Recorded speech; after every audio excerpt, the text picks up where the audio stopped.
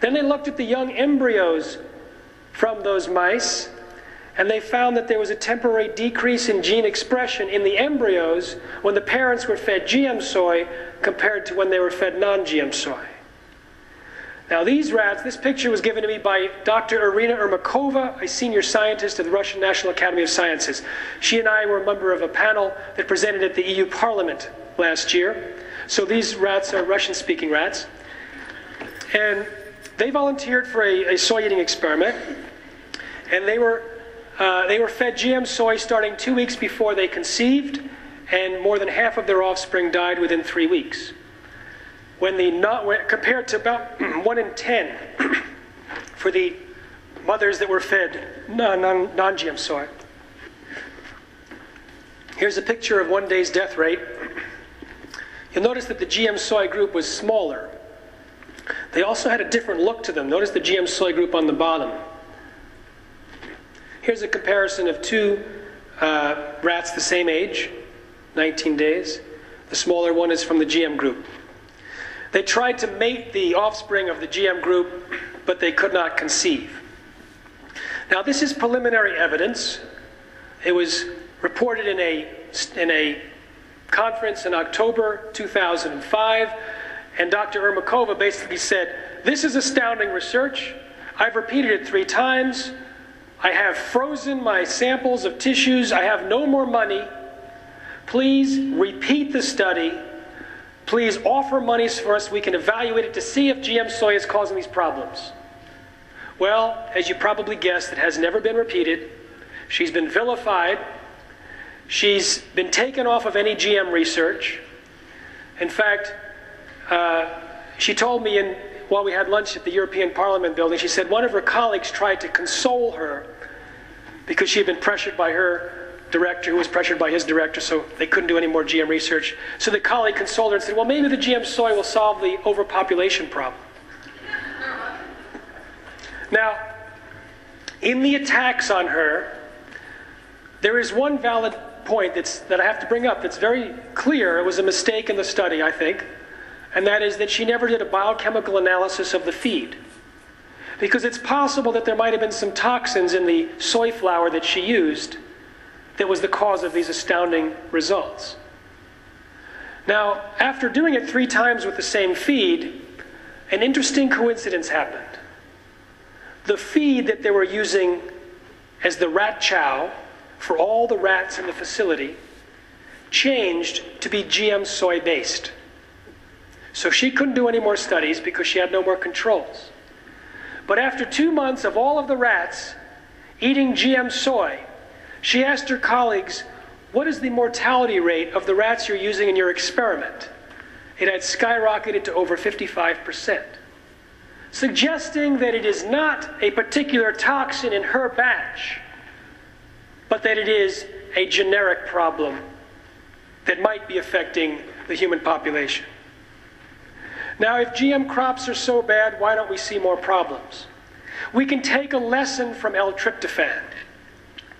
L-tryptophan, produced by genetically engineered bacteria in the 1980s, was responsible for a deadly epidemic that killed about 100 Americans and caused 5,000 to 10,000 to fall sick. Only the brand that was genetically engineered was responsible for the deadly epidemic. It took about 4 years for them to identify that there was even an epidemic taking place, and they almost missed it. The only reason they found it was because the disease had 3 simultaneous characteristics. The first was that it was new symptoms. It stood out. Completely new disease. The second was that the symptoms were acute, forcing people to go to hospitals and to doctors. And the doctor said it was the worst pain they had ever seen in their careers. And third, it came on quickly. Now, what if all 3 characteristics had not been in place? What if it was not new? What if it was heart disease, or diabetes, or cancer, or autism? It would still be on the market. What if it was not acute? What if it was frequent colds, or memory loss? Or memory loss? It might still be on the market. What if it didn't come on quickly? What if it took 20 years to show up? What if it took the next generation? So it begs the question, what about GM foods on the market? Might they be creating an epidemic today that's going unnoticed, that might not have all three characteristics? Might it be responsible for the doubling of food-related illnesses in the United States between 1994 and 2001?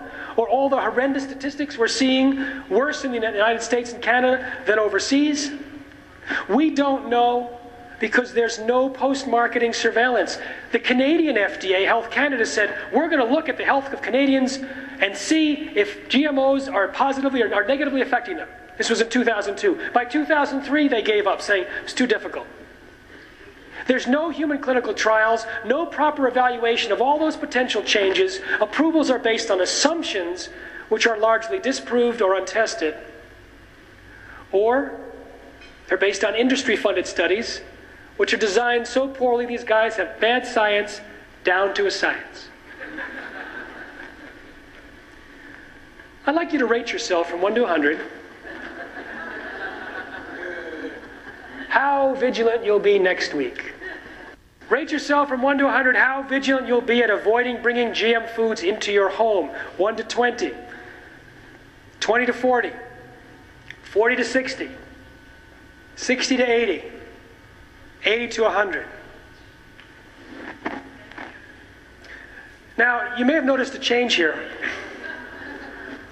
This change is consistent when I speak to medical doctors, food service directors, farmers, foodies, parents. It is easy. It is easy to make changes in people's lifelong eating habits on the spot, which makes the elimination of GMOs so easy. You don't have to become a GMO expert and stand in front of a group and speak, because I've got this recorded. And I've got this in all these different variety of ways. For the left brainer, the right brainer, the visual thinker, the audio person, the person with the iPod. But we do need the network. So, how active do you plan to be on helping to stop this? How do we stop it? Let's compare where we are today with the plans by Monsanto.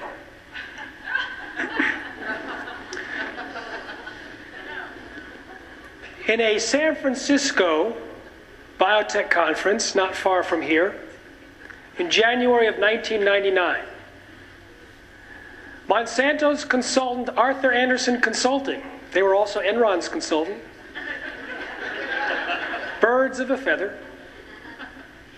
they described how they worked with Monsanto to develop their plans for GMOs. They asked the executives to describe their ideal future in 15 to 20 years. The Monsanto executives described a world in which 100% of all commercial seeds in the world were genetically engineered and patented. And Andersen Consulting worked backwards from that goal to create the strategy and tactics to achieve it. A few speakers later, another biotech representative projected a 95% takeover of all commercial seeds within 5 years. By 2004. But within 3 weeks, their ideal future crashed. And here's where I will share with you the first page of Seeds of Deception. And you're going to have to buy it to get the rest. Lesson from overseas. When Susan answered the door, she was startled to see several reporters standing in front of her.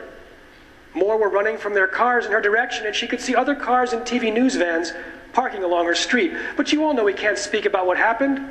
We would be sued. It's okay now, the reporter from Channel 4 television interrupted, waving a paper in front of her. They've released your husband. He can talk to us.